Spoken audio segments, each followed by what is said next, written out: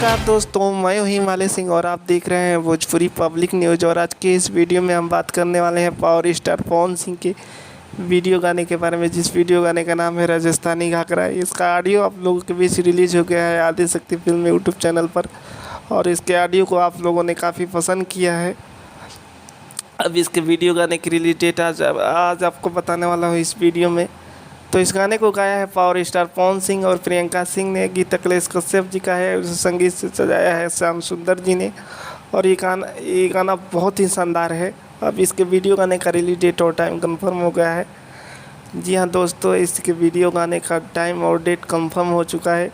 इसी हफ्ते के अंदर, यानी कि एक हफ्ते के अंदर ही आप लोगों के बीच आदिशक्ति फिल्म यूट्यूब चैनल पर रिलीज हो जाएगा गाना, क्योंकि इसका रिकॉर्ड शूटिंग और एडिटिंग हो गया है। और बहुत जल्द आप लोगों के बीच ये गाना आदिशक्ति फिल्म यूट्यूब चैनल पर आ जाएगा। तो आप लोगों को राजस्थानी घाघरा का न्यूज़ कैसा लगा, गाने का न्यूज़ कैसा लगा, कमेंट करके बताएं।